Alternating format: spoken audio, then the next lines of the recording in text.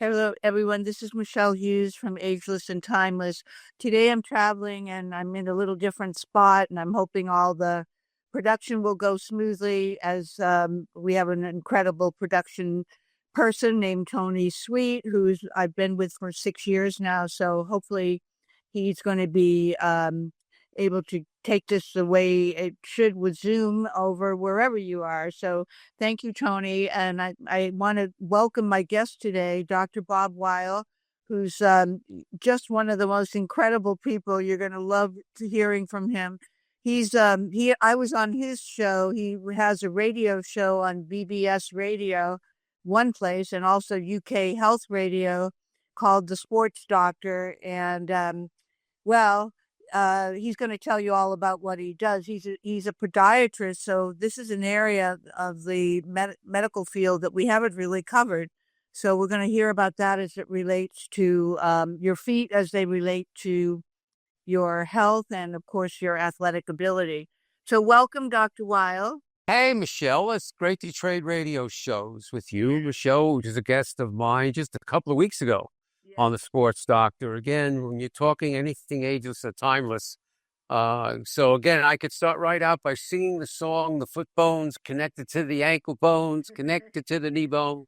So many postural problems are foot related, whether it's someone who's a senior and we're trying to prevent falling.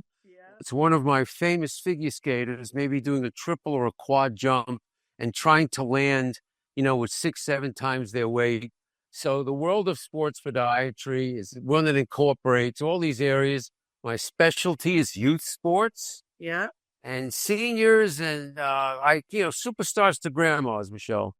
I love that. And that's great. And, just a little bit about you before we start into all your wonderful activities and focus in your medical career and podiatry, but also, of course, in podiatry as it relates to sports. So just tell us a little bit more about your journey. How did you get 45 years as a radio host? And what is it that's made you so passionate that you've stuck with it for the adventures of live radio. Oh wow, the guest is missing. They got the wrong time zone, et cetera, et cetera.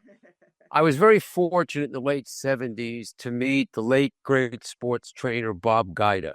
Yeah. In Glen Ellen, Illinois, Sports Fitness Institute, with his wife at the time was a champion weightlifter and osteopathic physician.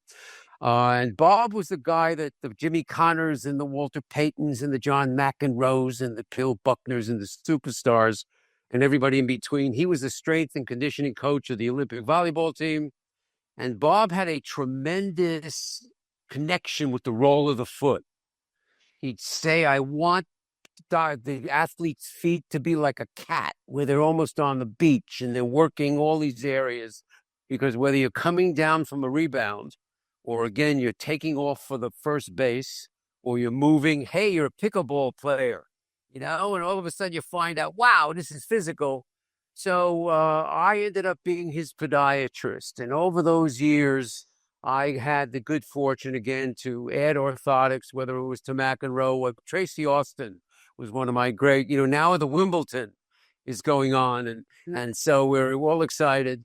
But I just am celebrating the 15th year of the young boy from Illinois, Evan Lysacek, who was 9.5 years old when I put orthotics in his figure skates.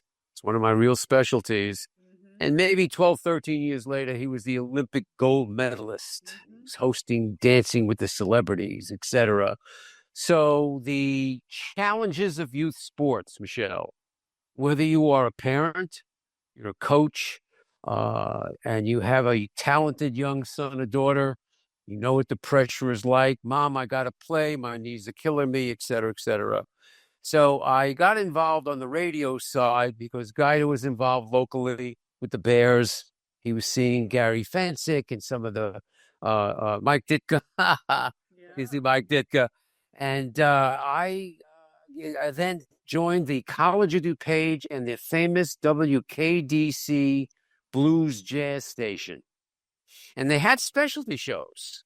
And I think the sports doctor came on after the lawnmower show. I'm not sure, Michelle. I have to look it up. But I did 20 years there, and I've probably had over 1,000 guests in every area you could think of. Again, from I had a Taoist on 2 months ago talking about the 3,000-year-old rules that some of them make as much sense today as they do. Yesterday, I had on a neuroscientist talking about hand-eye coordination. He worked with the elite fighters, etc.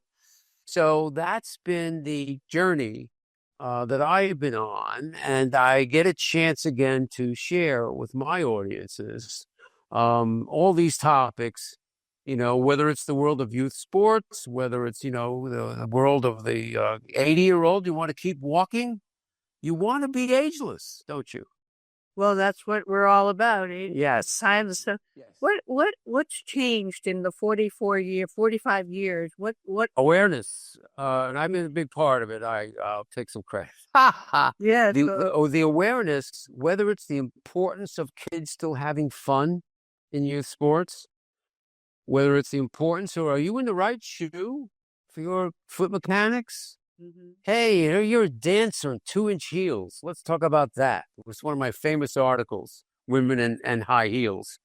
So the awareness of what we're talking about, again, whether it's children having a good time, we're all aware of the overzealous yelling parent on the sidelines in youth sports. We're also aware over the years with gymnastics, the abusive medicine and some of these other things that have gone on. My book, Mm-hmm. hashtag Hey Sports Parents. Mm-hmm. I co-authored it with a famous volleyballer, Sharky Zartman, who's had a radio show for years. So awareness of whatever we're talking about, education. Again, whether I'm dealing with the world of coaching or the world of athletic training or parenting. And, the new stuff in youth sports, whether it's the pay the young athletes, wow, what are they going to do with that? And some of these other challenges. And the reason I co-authored the book, Michelle, is the epidemic. Write that down, everybody, in capitals. The epidemic of youth sports overuse injuries. Too much. So I call it the terrible twos. And again, if you're a young, talented 10, 12-year-old tennis player, figure skater, ballet, you're doing it 10 days a week. And we start running into all sorts of problems. And Gaida, again, was famous for training and working with these young athletes, whatever their sport was. And the two things he paid big attention to? You write this also down. The two exercises you want to include, whatever your level or age or sport. Number one is strengthen your feet and ankles. Include strengthening your feet and ankles. The number one injury in sports, period, are ankles. Forever. And the abuse. So you want to strengthen your feet and ankles. And number two, work balance. Whether you're 80 years old and you're working with standing on one foot at a time, or you were in Gaida's clinic balancing on the mini tram. With whatever sport you were working with. And these areas of awareness and education, we've had a lot of good news, but I got news for you. If we're talking, for example, diabetes, obesity, childhood obesity, all which I featured for decades, we're treading water. We're in the same mess. Except do you feel that the semaglutides are offering a rather cutting edge? I'm excited. Let's not get overzealous here. Yeah. Sometimes there's a new category. It's called sports pharmacy. Today's podcast is brought to you by Water and Wellness. Water and Wellness is one of the best companies to find purified water. They have a countertop system that I use, and I travel with it all the time. So I would highly recommend you look at that.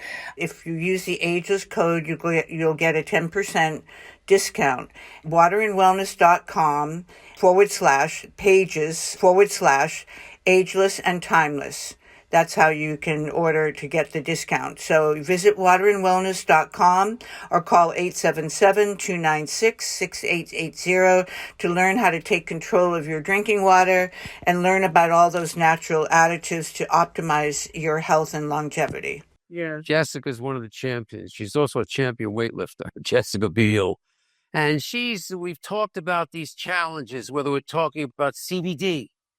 I have championed marijuana and in sports for decades, as far as whether it was a pain reducer or it helped you sleep better, et cetera, et cetera. So now the world of regenerative medicine, the world of, again, my friend for 100 years, Bob Goldman, the superstar in anti-aging.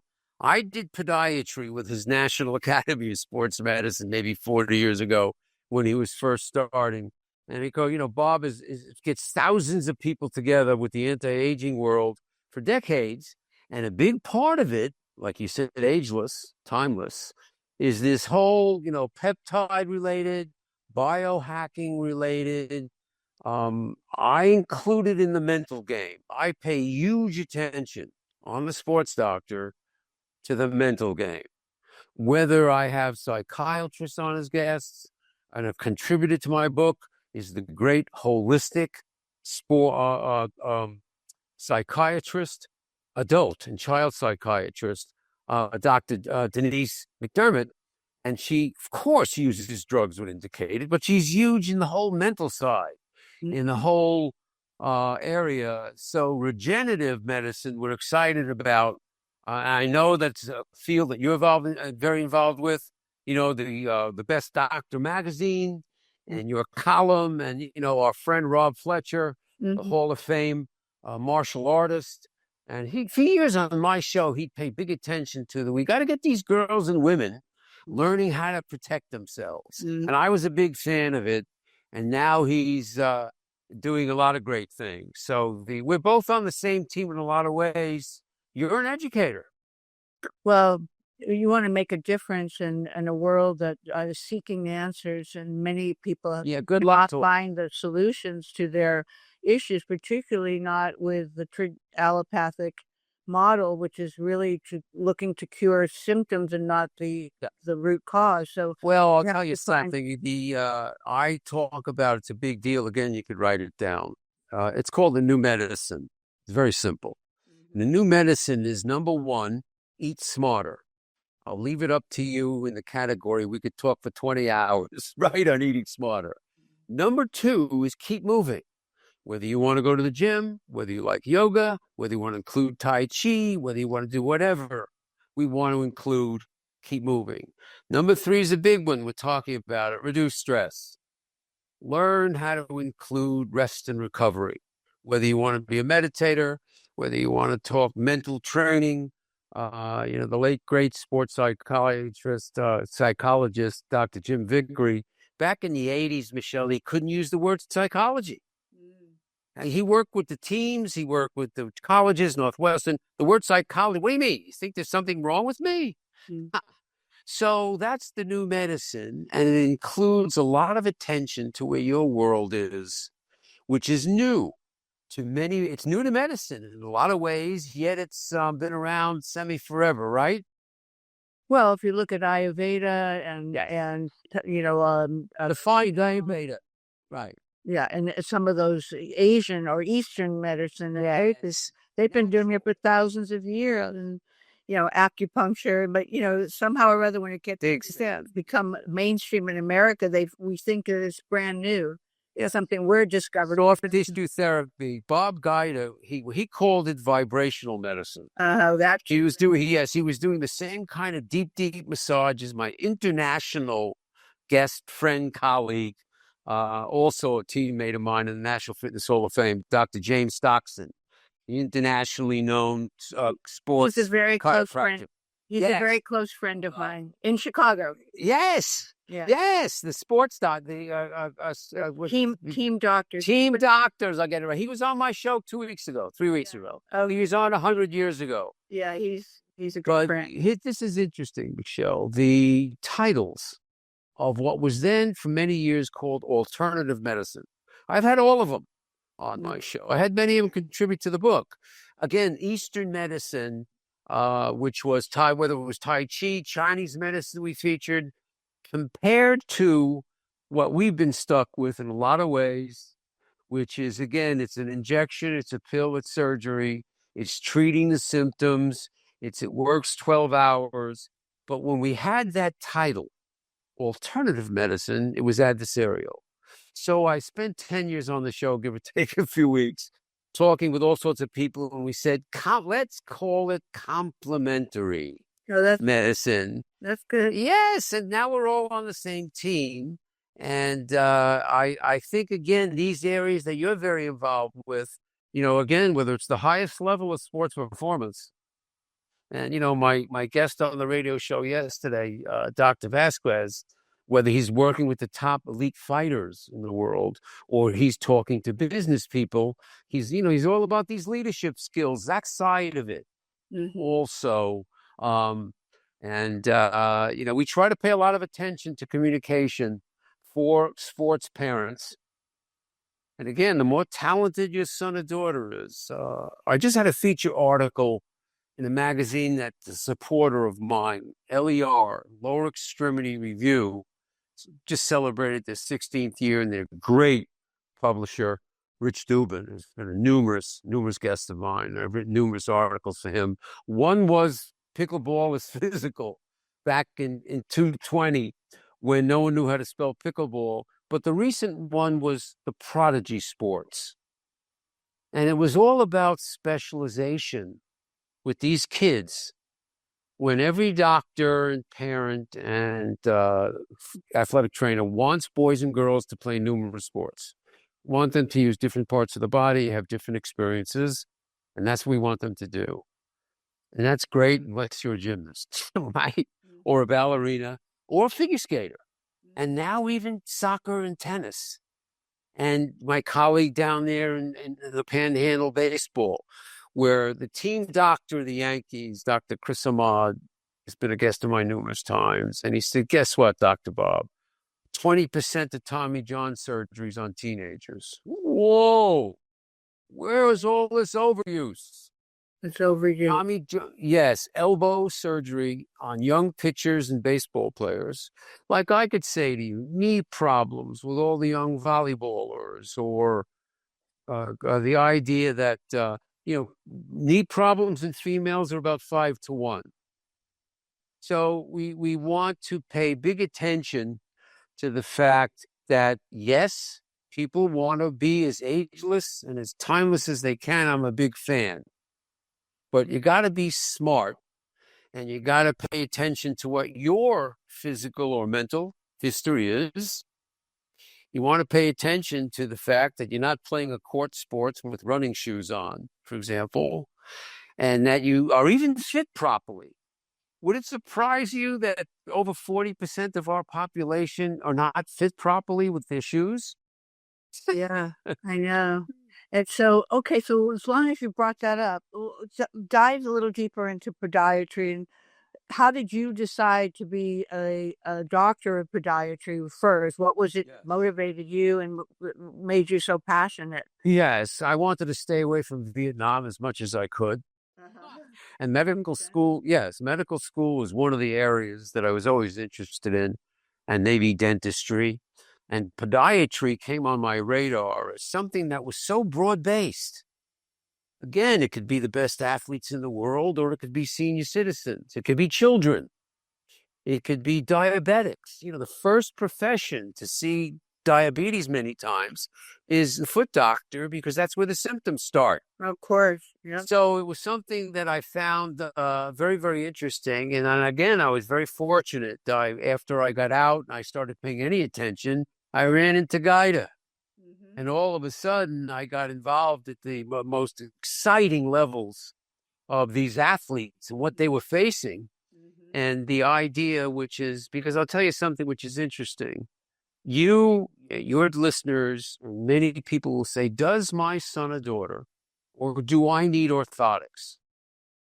And for everybody listening, orthotics are prescription inserts to properly align optimally the foot and ankle.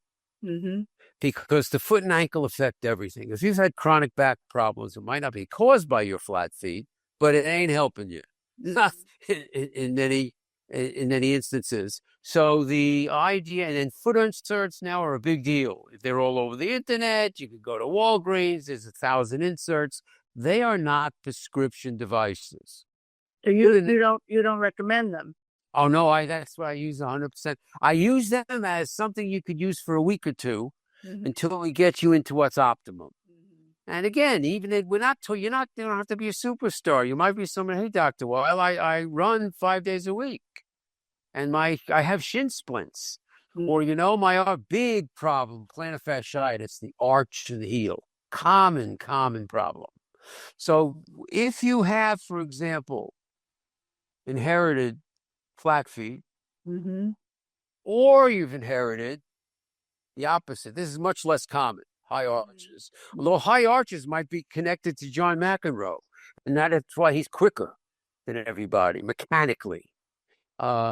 So the idea, again, of paying attention to what's been your history, whether you were a high school athlete, whether you're looking to get back into activity.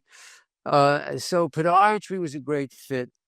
And then I started to learn not only about the surgical side, whether it was the hammer toes and the bunions.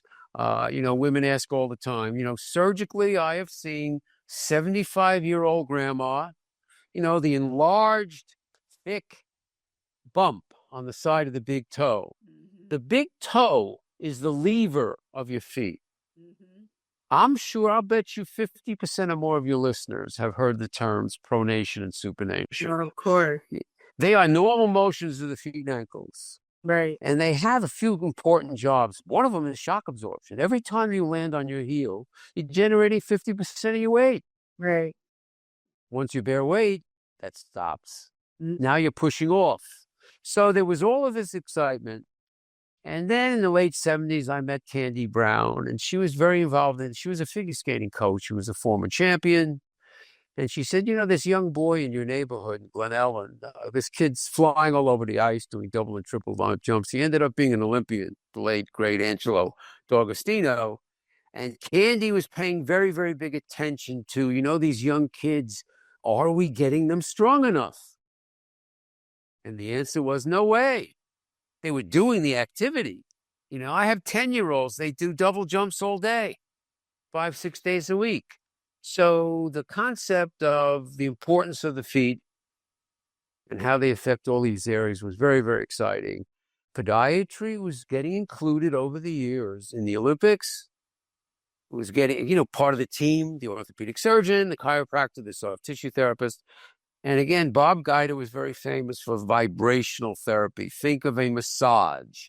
Think of a deep massage gun. Yeah. Think of it being very therapeutic for whatever the injury happens to be. And Stockton also manufactures his own team doctors. Again, deep, Stockton flies all over the world to see athletes. He worked with the Wiggles. Should be talked about that. He got the guy from... I know the whole story. Remember the Wiggles, right, everybody? Oh, my kids loved them. Yeah. Well, he actually got me tickets from my nephews Wiggles were going to be in Atlanta, and I had some family members there. So he was able to get them to get backstage and meet them. And it was pretty exciting I think I became the favorite aunt at that moment in time because of my ability to get them into that concert. But the Thumper is one of his he originally developed, and then he's got more advanced models now of the massage. But today PEMF, pulse electric magnetic therapy, that's become the darling of the sports world or even just for weekend. I was into magnets in the 90s. We were even using stationary magnets. I still find if someone says, I have a therapeutic magnet patch, will it help stimulate healing? The answer is almost always. It's not magic, but we've had great success. We used magnetic insoles for years. I put them on top of orthotics. In America with the hype and the whole thing, but was just a little much in a lot of ways. But, one of my famous guests, Gary Reinl, who wrote the famous book Ice. He's going to be on my podcast. Tell him hi. He's been on my show, Doug. Rob just is connecting us right now. Rob. Yes. He was in the crosshairs of the whole sports world because he was saying ice, it's a fake. Yeah. All for numbing. Yeah. Gaida was when Gaida said stretching could be harmful. We're overdoing it. And both of them, I used to laugh at both of them, that people were out to get you, man, because you're going against religion. But he also worked with every professional team, and he worked with every Olympic team, Gary Reinl. And he was always involved with stimulating the areas surrounding the injured joint. So if your ankle was injured, he'd have you working your toes, bending your knees, and he represented one of the country's leading electromagnetic therapeutic pieces for as long as I know him. And it is a big field. And I still find ultrasound, high-speed ultrasound. It's been around forever. One of the most successful ways to calm down inflammation and injury. And we've played with them all. One of my podiatry colleagues, Dr. Ben Pearl in Virginia, very big into, again, shock therapy. Also very therapeutic. When you're dealing with dancers or show members or athletes who are saying, Michele, I got to get better yesterday. What can you do for me? Good luck to you. But all of these things, hands-on. This is why I had, Sports Fitness Institute was owned by a chiropractor who hired Gaida. And chiropractic was always ahead of whether it was exercise or diet and non-drugs. Well, and if I've had one chiropractor on my show over whatever the heck it is, I've had 50. But one way. Don't compare the chiropractor to the osteopath, which I've always Great question. The osteopath is an MD with chiropractic skills. Right. So doctors that I have on from the Olympic world, Tony Liazzo, he's a local doc. He's been on 100 times. One of the orthopedists from Jersey, Dr. Sean McMillan, the DOs. A DO is every much an MD in their specialty, whether it's orthopedics, whether it's ophthalmology, whether it's foot, ankle, et cetera, et cetera. The difference is, and that's why we had one on the Bears since the beginning, the hands-on. Now, when it comes to adjustment and manipulation, and if you want to split hairs between the DO and the orthopedic and the chiropractor, but here's what's funny, and I tell my friends who are team doctors, orthopedists, both the chiropractor, highly skilled, and the DO, highly skilled, are better analysts in so many ways than the orthopedist. The orthopedist is a surgeon. He ain't somebody who's picking up that the guy's got an eighth inch shortage.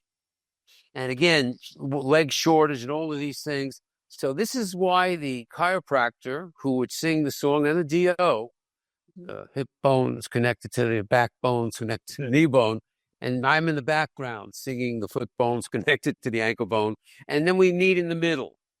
So people need to understand there's nothing negative medically about a DO in their specialty. They are the same as the MD. And that's always been a hassle in one way or another. And still to this day, you have that question. I'm glad you brought it up. So of all the athletes that you've interviewed and you've known over the years, who would you, if you were doing an Academy Award or an Olympic level of the best of the best, who would Yannick Noah. Who's that? Yannick Noah was the great Frenchman who won the French Open and became so famous that he had to move to New York in the 80s. And because he was the French champion in tennis, in Roland Garros, and he became a superstar. Then he became a superstar in music. His son Joachim became a great player for the Chicago Bulls. But of all the athletes we saw, as well as some of the volleyballers, the international players, all are Gary Fensick, a defensive back with the Chicago Bears, was another one. As again was McEnroe. who was quicker on his feet than so many others. But Yannick was also maybe even more limber, athletic. And when we think back, again, if you think using McEnroe as an example, McEnroe unzipped his racket, was the best in the world. He said, I don't got to train. Tracy Austin had pretty bracelets. Both of them borrowed my car when they were here to train with Guida at one time or another. My kids loved both of them. They weren't best friends, but they spent a lot. Tracy Austin spent the whole summer trying to come back and win the U.S. Open in the 1980s. But she wasn't an athlete. When Martina, either was Chris Everett, they all learned. And Guida was one of the ones who said to these tennis players, you don't understand. You got to be one of the best athletes, not just tennis players. Now, I don't know if you're a tennis fan, everybody. I'm a big tennis fan and a former, or not a former, I still play, but tennis is one of my favorite sports. Big time. You got to tell, okay, 2 weeks ago, about the unbelievable final. And as a matter of fact, they're playing tomorrow in the semifinals. Djokovic, of course, is playing Sinner, but Alcaraz and Sinner, 5 hours, 29 minutes. Now, I have a contest on the Sports Doctor once or twice a year. I've done it for years. It's a fun contest. And it's exactly what you asked. Well, did you hear about the women's Wimbledon, that the American upset? I watched it. Oh, I watched some, yes. And what did you think of her? Well, Anya's a head case. The number one player in the world. Saratoma. Yes, as great a player as she is, she's handled it. She didn't lose it mentally, but she had a chance. And she, again, somehow, this young American who's been in this crazy experience, she stepped away from the game for a while. Yeah. People said, where are the Americans? Now they're all over the place. So this kid, and I watched her interview, The Mental Game. And, in talking about that moment, again, the word mindfulness, which in sports medicine is such a big deal. Medicine didn't know how to spell mindfulness 20 years ago. You know what it means? That's a very interesting statement. Be in the moment. Yeah. And you're on the foul line, Michelle. Oh, you're serving for the match. You've never been there before and you can't see straight. You're so nervous. So this young American beating the number one player in the world, again, who has got some challenges, keeping her temper under control and all of these things. And if you're a player, you understand the great Lou Vickery, who pitched for the Yankees and Cardinals in the 60s. And I'm bringing him up because he's a 80s champion, tennis doubles champion. Oh. And he had a podcast, which is What's Your Racket? And I would show up, the Sports Doctor's in. But Lou had a show on the Panhandle for years called Lou in the Morning. He's a very successful businessman. He's written 25 books. But his big point that I would be on, we were talking overuse with these kids, with these baseball players playing, 10 days a week. But in the world of tennis, he was paying such attention, again, to whether it was sportsmanship on the left, John McEnroe, why do you, all that screaming and ranting and raving.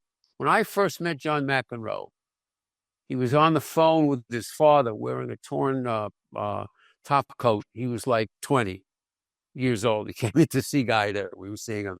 He was arguing with his father on the phone about who knows what the heck it was. But, the mental game and the idea that, senior tennis is a big deal. So you might want Lou Vickery on as a guest sometime because he's an 80s champion. And what does it take to still be playing when you're 80 years old? We talk about his topspin backhand. Well, we have, you mentioned when we spoke earlier about Rod Laver and all of them, yes. Well, in that whole generation, right, of Jimmy Connor was a little later, but they all still play, right? Oh, yes, but none of them lifted weights. And they didn't pay big attention to nutrition as much. And they were 5'10", 185 pounds. Now you're looking at these guys routinely. This kid's 6'8", this other kid. And it's just, so the evolution, including the female athlete. You and Tracy Austin said, I never lifted weights or trained. That's what Guida got her head into. which is you better be an athlete if you want to compete with Martina. And Chris Everett learned the same thing. And of course, today it's a whole new world, and it includes is that player in the best. How much have they been evaluated foot ankle? How much are they strengthening and training? It's an exciting world. Why do you think the athletes have gotten so much taller? What's contributed to that? Maybe they're taking your peptides. I think overall, whatever the evolution is, there's a tremendous evolution in the training of these kids. How much that invigorates growth is a great question. Mm-hmm. But with a lot of attention, that's why I have sports nutritionists contributed to my book. And as people I talk to all the time, RDK, another great guest for you, Katie Davis, a sports nutritionist or sports pharmacist. That whole world about women and their menstrual cycles and nutrition and hormones and all of these things that became such a big deal. So all these things were added to the mix. Now, if we had a time machine, we could go back 20 years and let's go back and let's say that none of these things were added. No one ever became a better athlete. No one paid big attention. They still had a stake. Nobody paid attention to rest and recovery, proper sleep. Yeah. Huge. Yesterday, that's all he talked about with neuroscience. Would they be the same size? Great question. I think the world of calories and nutrition has made a huge difference. I mean, you see a 6'8" shortstop. What are you, crazy? You see a 6'11" kid in basketball shooting. Look at the WNBA athletes. Here's a funny story. It's only 30 seconds. Bob Guide and I are walking into a sports softball facility. Again, it's the 80s.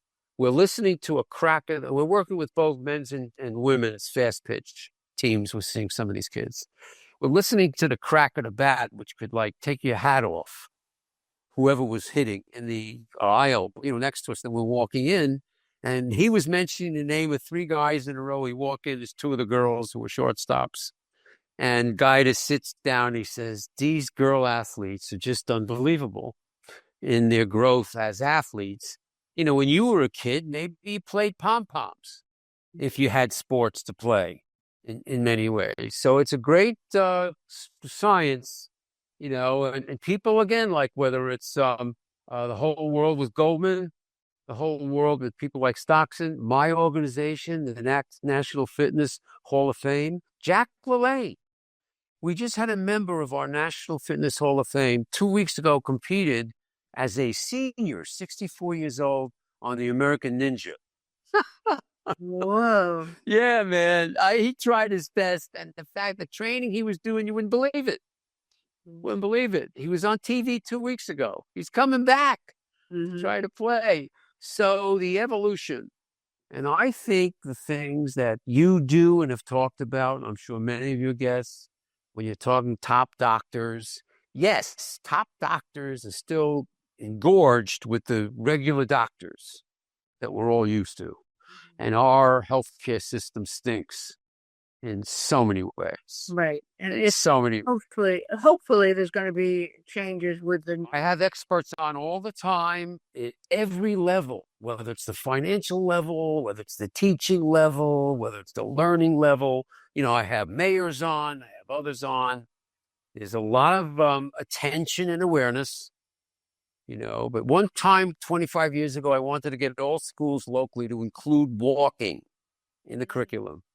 And the politics that I ran into. Really? Yes. Why was that? Why walking? It's still safe. And can they be inside? And what if they're in a neighborhood? And what if there's a problem? And changing the curriculum. And I said, leave me alone already. But we talked about it. And it is being included in a lot of ways. You have more anxiety in teenagers than ever. And my holistic psychiatrist said it's the internet world, and it's the pressure. But she likes, and this is a big point because I never included it. We all know the hassles of the internet screens on our kids and us. She said, no, we have to look at it as entertainment and as a sideshow.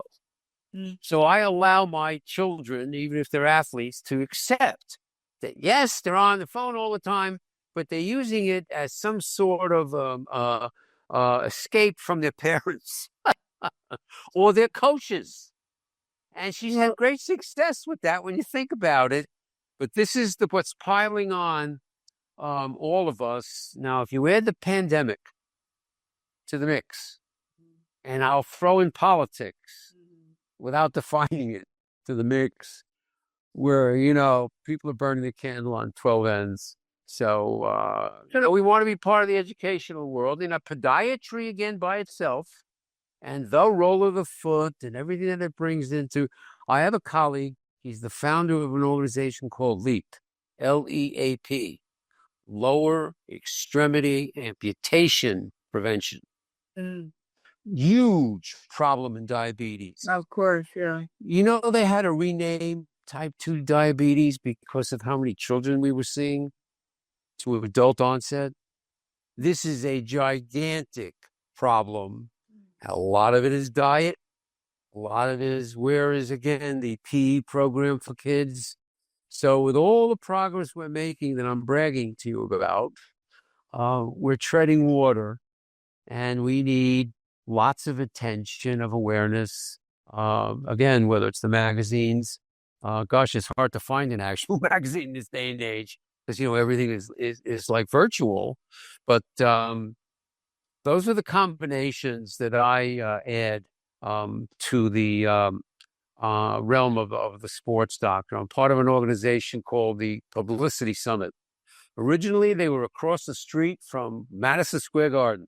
Bradley Communications would bring together Meet the Media. So we would be, as part of the media, maybe you would be speed dated by an author or a doctor or an entrepreneur or an editor on why they might be on your show.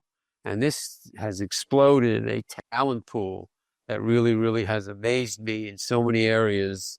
And again, mental recovery, these kinds of challenges, anxiety, awareness. It's the biggest topic in our country is mental health. Yeah. So Bob, if you could have a perfect world as you define it, what would that look like? It's the new medicine. Again, awareness of the new medicine. It is a healthcare system that takes care of all of us. Whatever we got to figure out, having the anxiety that you can go bankrupt or your parents could go bankrupt is so being covered for that, without that worry. Every advanced country in the world, the idea that you would be, again, including the fact of the importance of reducing stress, of rest and recovery, both physically and mentally, and paying big attention to that. So again, where we would have a situation where you would have much more cooperation somehow, even spiritually. The best athletes in the world today include spirituality. They're not hung up on religion. Organized religion, good luck to you. Right. It's more adversarial than anything else. But spiritually, there's a higher power. All of these other things are a tremendous weapon, whether it's with, trying to live one day to the other. So I would, again, include the awareness and the reduction of pressure and sharing.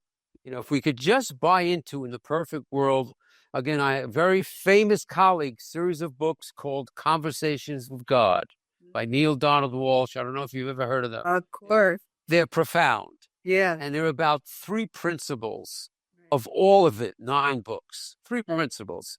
Perfect world, having fun with it. They're very simple. Think about it. Number 1, we're all one. Somehow, can you get off killing each other? Somehow, can you get off this, that you don't know how to get along? Number 2, there's enough. Whether it's food, whether it's money, whether it's sunshine, there's enough. If we could somehow not have 1,000 children a day dying of hunger because we don't know how the hell to share it. We don't know how to distribute to them. Yes. And number 3 is there's nothing we have to do. Again, this is, part of the Conversations with God thinking. which is everybody's going to heaven. There's no such thing as death. Get off it already. There's not a vengeful, God who's after us. We're born in sin. It's all a lot of baloney. We have to have a different definition of what that means to us. Again, number one, we're all one. Number two, there's enough, everybody. And number three, don't shoot me because you got to rob me. Go to, you know what I mean? I legalize drugs tomorrow. I would take the money out of it. You're out of business, cartel. If you want heroin, go to a clinic. We'll pay attention to it. You can get a clean needle. You'll get therapy if you need. So that would be the perfect world if somehow, according to Conversations with God, we are primitive. Mm-hmm. We don't know how to stop killing each other. So again, at the top level, you want to throw in sports medicine. We're trying to have fun. We're trying to include being as ageless and as timeless as we can. 80's the new 60. 60's the new 50, then we want to pay big attention to the physical side. What's your medical history? Pay attention. And again, number two, which is to learn how to at least include that you are including movement and that you are paying attention to the mental game. And then we do the best we can. Then I'll be flip a coin, raise a glass. Well, you said in the very beginning, what I call the 5 spokes of the wheel when we talk about nutrition and stress management and movement. And but there was one that I wanted to add in there that I think is very much evident in the blue zones, where Dan Buettner, has written his book, and there's so much research now on these centenarians. And why are they what they are? Well, those few principles you've already mentioned, but then they always add community connection. So, and tennis was number one, of all sports. The people, it's an amazing who figured they would come up with these stats. mm-hmm. But the sport that allows the longest longevity is tennis. It's racket sports where you have maybe a teammate, you have socialization, you have all these areas that become important. And I'm glad you added that because it's such a main component. But again, these people have learned to live off the land nutritionally. Mm-hmm. They've learned they needed to walk to wherever they were going. Right. They included being on real surfaces, again, where you were barefoot. Right. So in a lot of ways, we need to look back and include those principles. But of course, ancient wisdom very often is neglected, and yet it's timeless. Yeah, we talk about ageless and timeless. That's why it had the Taoist on from the Netherlands. Exactly. We were talking about Lao Tzu, who wrote again the famous book, and timeless and 2,500 years ago, whatever the heck it was. Right. And what was the name of that book? How could that escape me? I don't know. That was one of the most famous. Yes. Well, famous, it'll hit us. We'll write to you, everybody, if you email me. Right. Well, add that in. Yes. But it was, again, the fact of these important interactions of people, the importance, again, of communication are as important today as they were 2,500 years ago. And sometimes it's amazing that as primitive as we might have been. But if someone was to say to you, again, a part of conversations with God, we're hung up on what's right and what's wrong, instead of saying, would you please include what works? Mm-hmm. Would you think about that also? It's an interesting concept, but I've had caregivers on my show. You know that there are 13 million, give or take a few, caregivers, sandwich generation people, taking care of their parents and their children, mm-hmm. both financially and again, or medically.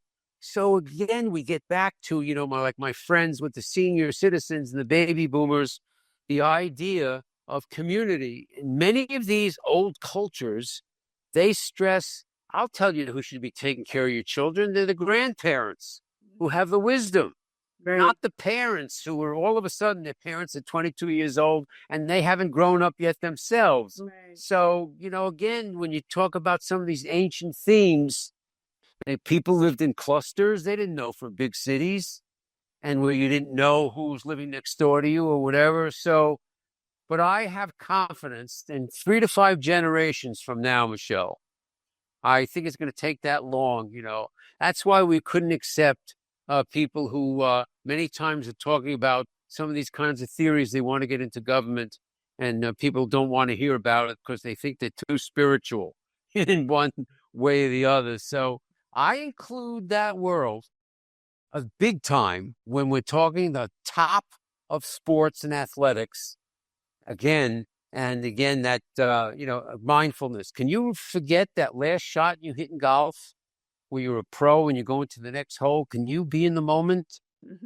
You could train for it, and that surprises a lot of people. There's a great saying that the past is a canceled check, the present, the future is a promissory note, and the present is a gift, which is why it's called the present. And so but it's much easier said than done. That's what we have to get. Well, there are methods to train those systems. Yeah. For you, your parents, your children, in order to pay attention, even if somebody's saying, sit by yourself 10 minutes a day, just relax and try to tone down. I had visualization with my young figure skaters 25 years ago, and the sports world thought it was voodoo. Well, remember those books, The Inner Golf and The Inner Tennis, Galway, Timothy Galway? Dr. Jim Vickery, Mind Golf. Mind Golf is the name of his book. Exactly. Golf was way ahead in the area of sports psychology when it came, one of my guests, and ironically, his last name was Calloway, Paul Calloway. So he's not Calloway Golf. Right. But Paul Calloway is a physical therapist, mental trainer, who was the first physical therapist on the golf wagon with the Jack Nicklaus's and the Arnold Palmers and whatever. And again, none of these golfers were people who did strengthening. They played more golf. Mm-hmm. And these are the kinds of educations that made a huge difference. And the mental thing you just said, again, where can you be in the present? Guy that paid huge attention. I'll tell you who tried to teach Tiger Woods that was Paul Calloway. Tiger Woods came by the Western tournament every year when he was a kid. And Calloway would say to him again, don't run sprints with weighted vests and trying to be a Navy SEAL. You're going to get hurt. And he wouldn't listen to us. And he wanted to be a Navy SEAL and lift weights and get all involved. And it was one problem after another. He ended up with his back and his knees, etc. And it's an education. Again, you see a golfer, the guy is 6'5". Everybody hits the ball 350 yards. Every place kicker now kicks 50 yards. Mm-hmm. We never saw that. Mm-hmm. It's all in, again, these athletic abilities. So again, remember, everybody, strengthen your feet and ankles and work balance. Oh, that's wonderful. Well, that's a good way for us to end because I alluded. I'm not saying be a maniac. Yeah. Learn how to use rubber bands. Yeah. Learn how to balance like on the Bosu. Yeah. What's called the look up sand dune stepper. It's magical, where it simulates being on the sand, strengthening your toes. I'll leave it with this. Have you ever heard the term Van Cliburn, the famous pianist? Yeah. That was Gaida's thing. Try strengthen your feet. Are we ending it on that note? Well, I want to end on a high note. So what would you want to share with the audience? I obviously just shared some of your wisdom, but what would be the one pearl of wisdom that you would say, I have to let everybody here know? Include the new medicine. Think about it. Which is really functional medicine. Yes, it is. Functional medicine, the term didn't exist. Okay. Now it exists because the people are looking for causes. What about that? Including it? Smart. Again, so include your own personal history. Yeah. And if you want to start a new activity, get your body ready for it. Yeah. Including your upper body, hand, wrist, elbow. You want to play pickleball, and including again, and your son or daughter is playing sports. Pay big attention to including. Go to a physical therapy group. Learn a home program that includes foot ankle balance. You'll be 2 steps quicker.